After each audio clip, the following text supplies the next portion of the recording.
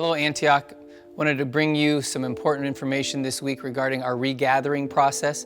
But before I do that, I wanted just to pause for a moment to acknowledge the difficulty that our world and our cities and our communities are facing right now with the outbreak of violence, but as well peaceful protests in response to the death of George Floyd. I know this is a difficult time. I want to strongly encourage you to pray for peace. Pray for peace in our cities, pray for protection for law enforcement, but also pray for understanding that this issue of racism still seems to be a part of our culture that we have yet to address. As a part of that, I want to encourage you also to tune into our midweek live stream this Wednesday at 7. We're going to actually re-stream a message from a friend of mine, Pastor Keith Jenkins from Gresham, Oregon, who pastors East Hill Church there, where he addresses this issue that we're dealing with and does it in a very clear way, in a very biblical way. It's important for us to hear for the church. So make sure you tune in this Wednesday in our live stream. We'll be taking a break from our series through the Bible, but to focus in on what's happening in our culture right now. Regarding our regathering process, I wanted you to know that we took time this last week to process, to gain counsel, and to collectively talk together as a leadership for Antioch to make the best decision about our regathering moving forward. And we've made the decision that we believe it's in the best interest of our entire church that we remain in our live stream online format only for a period of time. Although we know the guidelines have been in place that says churches can meet, I want to kind of highlight the reasons we made the decision, which was shaped by 4 important questions for us to address. And I know this, for some, this may be difficult. You're like, oh, I wanted to hear some different news, and I get it. I want to meet. But also I want you to understand it's really important that we do this collectively together. The first question that we use to address is this ethical? Which means, is it the right thing to do? Well, according to the guidelines, yes, it's the right thing to do, but it may not be the right thing to do for everyone. These guidelines are so restrictive that have been put in place for the church that it's creating a difficulty in finding a way for all of us to be able to gather.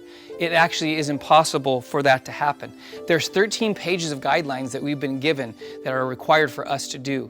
And in doing that, it's going to greatly inhibit the majority of our church. In fact, 2/3 of our church probably will never even be able to get inside our building because of capacity limitations, because of secondary health issues, because of age, even down to the fact that we can't do children's ministry. So that means families with young children would be very, very difficult for them to navigate being in a service. But the second question, is it permissible? In other words, is it the legal thing to do? Well, yes, according to the law now, guidelines are in place, churches can meet.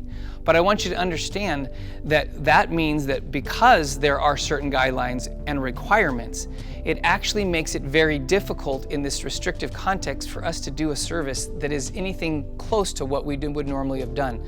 In fact, my biggest concern as we process through this with our leadership is that these guidelines actually would require staff, leadership, and volunteers to be the enforcers, to make sure that we abide by all the guidelines, which would greatly change what we do in our gathering, which is we're a church that is based on grace and mercy and compassion and acceptance. Those kinds of things would be struggle in this environment. Why? Because we'd have to be looking over everybody's shoulders all the time to make sure that they abide by every guideline, and there are many of them. Even down to our worship would be inhibited, and because you'd have to have a face mask on or you can't sing because it's strongly discouraged because of the potential of spread of COVID-19. And also there's limitations to our insurance. If someone were to contract COVID-19, God forbid, in our building, and it was through an investigation was found that we somehow didn't abide by all the guidelines, it opens us up to a liability that would not be covered by our insurance. So there's a lot of details. The third thing is it practical? In other words, is it realistic for us to meet? And the answer to this is no. The things that we value in our gathering are things that we would not be able to accomplish. Yes, there's teaching and worship online, but one of the things I know we all long for is face-to-face fellowship and worship in a context in a room and children's ministry and greeting each other. Those things would be greatly restricted and even some prohibited, which would not be the kind of context that we would want to be in. Also, the last question, very important question, is this: is it missional? This is the most important question to me. Does this fulfill the purpose and mission of the church better by us starting to regather in this current context? The answer to that is no. Because currently, right now, in our current format of being live stream only online, we're actually impacting more people, reaching more people, caring for more people than we have in our history. Because we're being more intentional, more specific. God's used this to kind of focus the church. Now we know that this kind of format is not sustainable over the long haul. But in the meantime, it's important for us to understand our decision to gather doesn't just affect us, but it affects all of us. And we want to move together as a church collectively for what is best for all of the Antioch community and what is best for Simi Valley. The reason this is important is because one of the things that's true is our gathering or not gathering is not affecting anybody's income or livelihood. But if we were, what's happening is the government has placed these requirements in place, and they're looking at least 21 days, the state says, to watch these guidelines.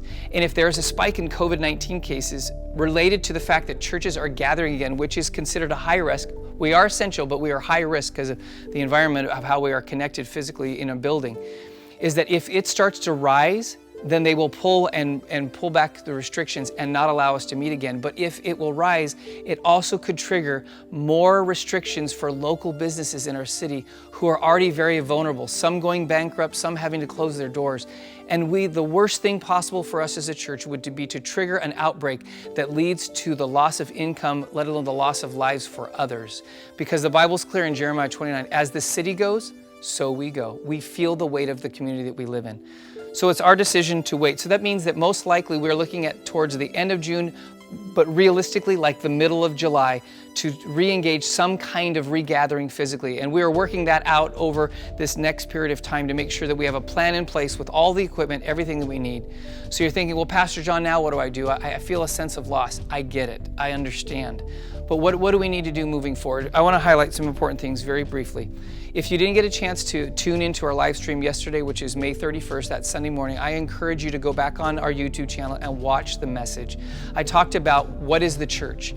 And part of the tension that we have about this gathering process again, or regathering, is that we've somehow lost sight of what the church is supposed to be. We're a community of people that doesn't just make decisions for ourselves, we make decisions what is best for all. And because of that, we want to make sure that we do this well. That's why we are going slow to go smart. Second thing I want to encourage is that if you're feeling a sense of isolation or loneliness, that there are mechanisms that we put in place to try to help. One of those things is to access our Zoom prayer and care appointments. You can go on our website under Antioch Happenings and you can click a link where you can set up an online appointment with one of our leaders to pray for you and counsel you and help you walk through the challenges you might be facing. Also, if you have a physical need, you need someone to run to the store for you, or you need someone to pick up groceries or a prescription or deliver food to you, we have a system in place for that. You just need to email Pastor Kim at AntiochSimi.org, and she can trigger that whole system to make sure we're cared for. But the third thing really important is to get connected to a community group. Those who are in community groups are feeling, although we all feel the isolation, they're feeling less isolation because they've been relating on Zoom, but we're now knowing that some of our community groups are able to meet in public places with social distancing to see each other face to face. So I strongly encourage you to go on the website, find a community group, connect with a leader, and become a part of a community group. And then one final thing I wanted you to be aware of is this Sunday, we will be having communion in our Sunday morning live stream. So as we did a month ago, we'll do again the first Sunday of every month. So if you've run out of your communion supplies or you have some left over for last month, you can use those, but make sure that we have that because it's important for us to, even though we're apart, that we're collectively coming together. I know this is a tough season. We're going to get through it, but we're going to get through this together because ultimately this is about God's purpose in us and through us, in the church and in the community. God bless you.